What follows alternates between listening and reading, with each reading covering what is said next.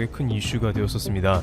당시 현대 글로비스 소속 자동차 운반선인 골든 레이오가 자동차 4,000대를 싣고 가다가 미 동부 해안선에서 전복됐습니다. 해당 지역 언론에서 크게 보도가 된 것은 전복된 배 안에 선원들이 못 빠져나오고 있어서였습니다. 미국 해안 경비대까지 투입되어 배 일부를 절단하고 나서야 한국인 선원 4명을 41시간 만에 구조했습니다. 또한 차량 7,400여 대까지 적재 가능한 골든 레이오의 크기도 매우 컸기 때문에 좌초시 환경에 영향이 클 것이라는 추측도 미국 관계당국을 긴장시키기도 했습니다. 그런데 1년이 지난 지금 현대 글로비스의 골든 레이오가 오히려 네티즌들에게 일정 부분 칭찬을 받고 있으며 일본은 초조해하는 국면도 나오고 있다는데요. 미국 현지에서 1년 만에 골든 레이오가 해체되기로 했다는 소식이 들려오면서 당시의 사고 상황과 더불어 한일 간에 어떠한 점으로 주목받는지 살펴보겠습니다. 우선 골든 레이오가 미국 동부해안에 침몰될 당시 많은 이들은 해양 오염을 극도로 우려했습니다. 혹시나 선체가 파손되어서 기름이 새어나오면 상상할 수 없는 피해가 예상되기 때문입니다. 게다가 이곳은 미국 바다입니다. 미국은 과거 멕시코만의 원유 시추 시설인 딥워터 허라이즌 기름 유출 사고로 인해 엄청난 피해를 입게 되었고, 영국 최대 석유사인 BP는 24조 원을 미국 당국에 배상하기도 했습니다. 또한 미국에서 자동차 판매가 잘 되고 있는 현대차 브랜드가 침몰 사고에서 피해를 준다는 것도 신경 쓰이는 문제라 어떻게든 기름 유출은 막아야 했던 것입니다. 당시 30만 갤런의 연료를 싣고 있던 골든 레이오는 다행히 좌초되고 연료 유출이 없었고, 관계 당국과 현대 글로비스는 최대한 신속하게 연료를 빼냈습니다. 물론 그 과정에서 소량의 연료 유출로 타르볼 등이 발견되었다는 소식이 전해지기도 했습니다만, 대부분의 연료는 회수했기 때문에 다행히 천문학적 배상이나 문제가 될 소지를 최소화한 것입니다. 특히 미국은 기름 유출 사고의 트라우마 때문인지 각종 환경단체를 비롯 관계 당국이 조지아 해역을 눈에 쌍심지를 켜고 지켜보고 있는 상황이었습니다. 기름 유출 사고는 절대 일어나서는 안 될 일이었습니다. 다행히 현대 글로비스 측은 신속한 방지 작업을 벌이고 추가적인 유출도 막아 큰 피해는 줄일 수 있었다고 합니다. 반면 일본 해운사의 경우 최근에 모리셔스 사고에서 1,000톤의 연료유가 새어나와 막대한 피해를 일으킨 것입니다. 이 배가 파손되고 엄청난 양의 연료가 유출되었고, 일본은 사고 해역에서 처리반도 늦게 출발시켰습니다. 물론 코로나 사태를 비롯해 모리셔스라는 지리적 여건이 기름 유출 방지 작업 속도를 내는데 어려웠겠으나, 연료유 유출도 없었던 한국과 공교롭게도 최근 사고가 있었던 일본이 비교가 될 수밖에 없는 것이죠. 게다가 해양학자이자 환경공학자인 바세는 일본 선박 기름 유출 사고를 두고 이번 사고는 기름 유출에 취약한 지점에서 발생했다면서 피해 복원에 수십 년이 걸릴 수 있고 일부 피해는 영원히 복구되지 못할 수도 있다고 지적했습니다. 해양은 물론이고 수십 종의 어류 및 산호초와 해변을 따라 조성된 맹그로브 숲까지 모두 망가진 것입니다. 한편 이러한 이슈가 1년이 지난 오늘 다시 언급되는 것은 앞서 언급된 골든 레이오의 해체 때문입니다. 골든 레이오는 좌초된 채로 1년간 조지아주의 미국 동부해안에 그대로 방치되어 있다가 사실상 배를 수리하기가 불가능한 것으로 판단되어 배를 조각을 낸 다음에 해체하기로 결정이 되었습니다. 여전히 배 안에 4천여 대의 차량도 그대로 있습니다. 그런데 심하게 파손되어 수리가 불가능한 선박이 1년간 해양에 수천 대의 차를 싣고 있음에도 손상이 안되고 그대로 있다는 것에 주목을 받은 것입니다. 모리셔스에 좌초된 일본 3대 해운사인 쇼센 미스이의 화물선 와카시오호 같은 경우에는 결국에는 선체가 두 동강이 나버려서 모리셔스 당국은 배를 침몰시키기로 결정하는 상황도 벌어졌습니다. 물론 그러한 상황에 처한 선박이 쉽게 망가질 수도 있지만, 네티즌들 사이에서는 일본 화물선이 두 동강 났다는 얘기를 여러 번 듣는다면서 2017년에 미쓰비시가 건조했던 스텔라 데이지호 컨테이너선 역시 선체가 가운데가 부러지며 두 동강이 났는데, 이번 모리셔스 선박도 일본 가와사키 중공업에서 제조한 선박으로 역시 두 동강이 났다면서 대체 조선 기술이 가장 앞섰다는 일본이라는 말이 무색하다고 전합니다. 일본 조선 기술이 좋다는 말은 90년대 일본이 전세계 최고 조선업 호황을 맞기도 했었을 뿐만 아니라 최근에도 일본에서 나오는 말입니다. 일본 업계에서는 가격은 중국, 납기는 한국, 기술은 일본이라면서 조선업 기술만큼은 일본이 앞섰다고 말하곤 합니다. 그런데 기름 유출에 배가 반동강 난 작금의 상황들은 과연 선주 입장에서 누가 기술이 앞섰는지 되묻게 하며 일본 배의 안전성도 입방아에 오를 수밖에 없는 것이죠. 한국 배가 좌초된 것은 불행한 일이지만 1년 이상 수천 대의 배를 싣고도 멀쩡하여 수십 명의 인원이 동원돼 강제로 뜯어서 바지선을 동원해 해체해야 하는 한국 배가 오히려 내구성에서 높은 점수를 줄 수 있다는 것입니다. 실제 최근 다양한 선사들이 한중일 가운데 결국에는 한국 배를 주문하게 되는 일이 많아지고 있습니다. 왜냐하면 한국이 납기만 잘 맞추는 게 아니라 기술력도 압도적이라는 게 확인되고 있기 때문입니다. 프랑스 선사 CMA CGM은 중국 SCS 조선에 세계 최대 LNG 추진선을 맡겼으나 작년 11월에 인도되었어야 할 선박이 아직도 인도가 안 되고 있는데 이는 기술적인 난항을 겪고 있기 때문입니다. 가격이 약간 싸다고 중국을 해봤자 결국 한국에 안 한 걸 후회하게 되며 심지어 일본은 대형 LNG 추진선을 건조할 만한 도크조차 없는데 한국의 기술을 운운하는 것은 일본 업계의 자가당착이라고 할 수 있는 것입니다. 한편 골든레이오 관련해서 한국의 책임이 아니라 일본이 상당히 관련됐다는 의견이 제기됩니다.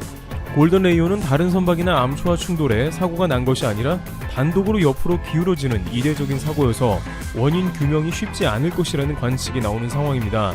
그런데 단독으로 자초된 주 원인 중 하나로 일본의 선박이 지목되고 있습니다. 해당 해역의 브런즈윅 지역 언론은 주민 목격담을 인용해 골든레이오가 항구 밖으로 나갈 때 수로 안쪽으로 들어오던 일본 선사에 자동차 운반선이 근접했던 것이 사고와 관련됐을 수 있다는 추측을 제기했습니다. 일본 미쓰이의 에메랄드호가 갑자기 골든레이오에 접근을 했고 이에 선장이 급선회하다가 배가 기우뚱하며 복원력을 잃고 그대로 좌초되었다는 설명입니다. 또한 당시 사고 해역은 배가 한 대만 지나갈 수 있는데 왜 일본 선박이 골든레이오를 향해 운항했냐는 것입니다. 일본 배는 16노트, 골든레이오는 12노트로 운항하는 다소 빠른 속도였는데 항로를 보면 골든레이오가 위협을 느껴 급하게 방향을 틀었다는 주장이 나옵니다. 네티즌들은 일부러 그런 게 아니냐며 화를 냈는데요. 당시 이 뉴스에 일부 네티즌들은 격양된 반응을 보이면서 2019년 7월경에 일본의 수출 규제가 한국 경제에 큰 피해를 입히려고 시작됐는데 이제는 미국의 수출도 막으려고 한다는 성토가 이어졌습니다. 고의성을 떠나서도 한국 수출 물량을 싣고 가는 배를 접목시킨 게 일본 배라는 자체가 참을 수 없다는 것이죠. 한 네티즌은 사고 원인을 떠나서 반도체도 막으려 하더니 현기차도 수천 대를 좌초시켰다며 우라통을 터뜨립니다. 하지만 사고 원인을 규명하는 데에는 오래 걸릴 것으로 보입니다. 사고의 원인이 일본 배인지 아니면 골든레이오가 애초에 평형수나 자동차를 제대로 고정을 하지 않아서 밸런스가 흐트러진 문제인지 규명이 안 된다는 것입니다. 다만 미국 해안경비대 USCG의 키트 페이스 대변인은 사고 당시 지나가는 선박들의 근접성은 틀림없이 조사될 것이라며 장기간에 걸친 조사가 될 것으로 예상된다고 말했습니다. 일본 선사가 관련됐을 경우 일본 해운사의 책임도 있을 것으로 보입니다. 해당 사건을 담당하는 영국 보험사는 조사 결과 후 일본 선사의 구상권을 청구할 수도 있게 됩니다. 현대 글로비스는 영국 보험조합에 최대 82억 달러 약 10조 원가량을 보장하는 보험에 가입했습니다.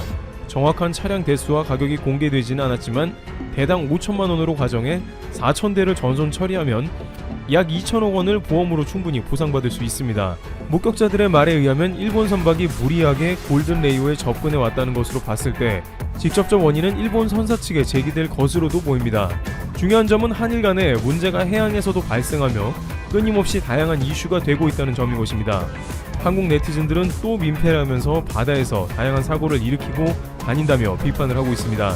당시 일본에서는 오히려 한국이 문제를 일으켰다며 한국의 선박 운항에 대해서 질타를 하고 있었으나 배는 한국 배이지만 도선사는 미국인으로 책임 소지가 한국에 있다고 보기에는 어려운 점도 있습니다. 만약 사고의 원인이 일본으로 밝혀진다면 배상을 떠나 다시 한번 해양사고의 주범으로 몰리게 되면서 국제사회에서 구설수에 오를 것으로도 보입니다. 앞으로 골든레이오 사건이 어떻게 종결될지 귀추가 주목됩니다. 트래블튜브 여기서 마치겠습니다. 감사합니다.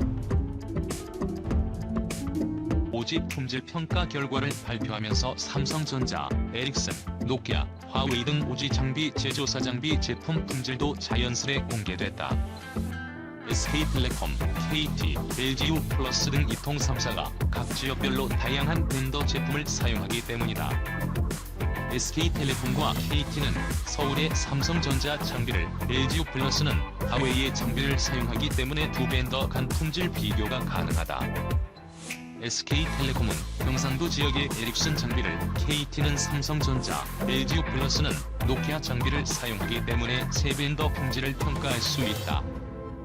정부 오지 품질 평가 결과에 따르면 서울은 화웨이, 대구, 울산 등은 에릭슨 장비 속도가 빠른 것으로 나타났다. LGU 플러스의 경우 SK텔레콤, KT보다 주파수가 80%밖에 안 되기 때문에 통신사 품질 비교가 아닌 장비 품질 비교 시 주파수 폭에 따른 보정을 해줘야 한다. 과학기술정보통신부가 지난 5일 발표한 서울과 6대 광역시를 대상으로 이동통신 3사 통신 품질 결과에 따르면 SK텔레콤은 5G 다운로드 속도와 업로드 속도에서 모두 1위를 기록했다.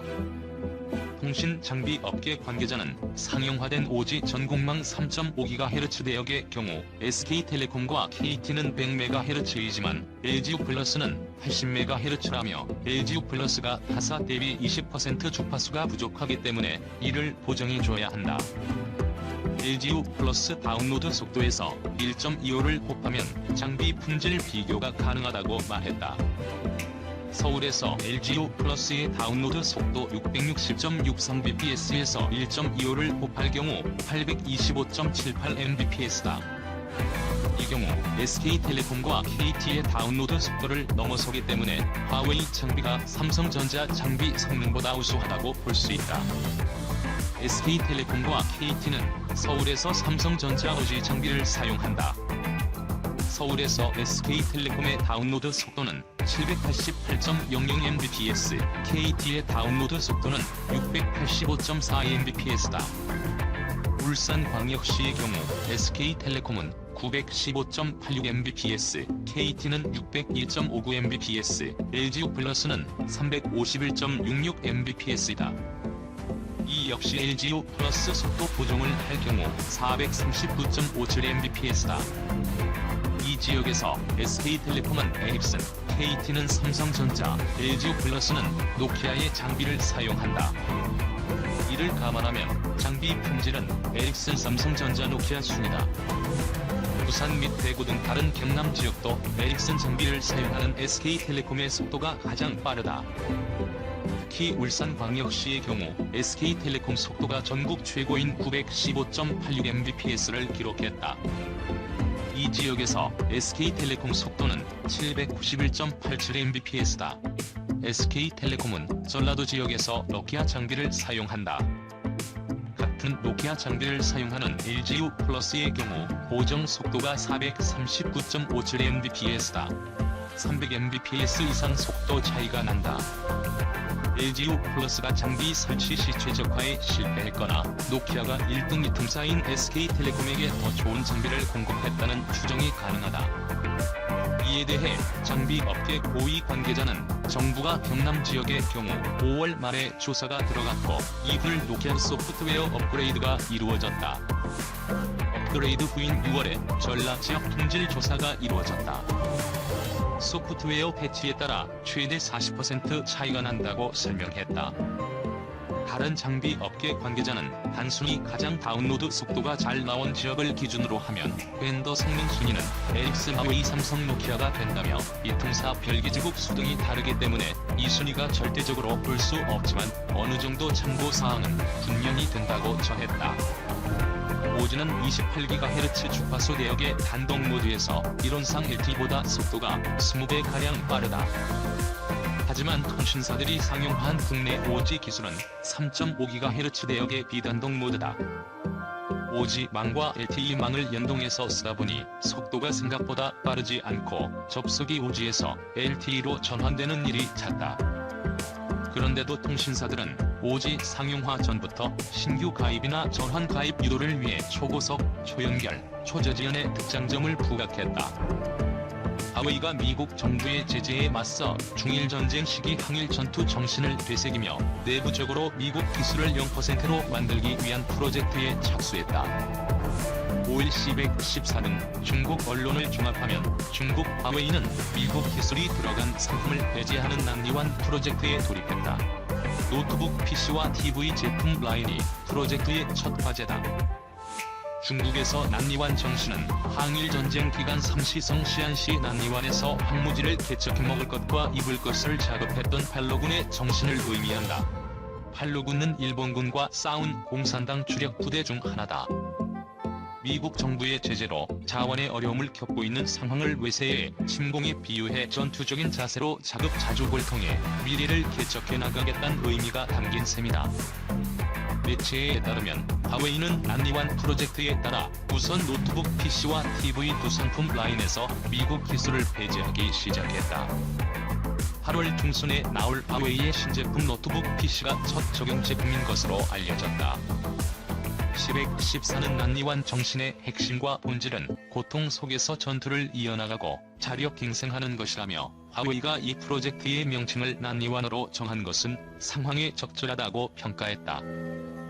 미국 정부가 2019년 5월 1일 화웨이에 대한 제재 조치를 본격화한 것에 대해 화웨이가 내부적으로 자력 생존을 천명한 셈이다.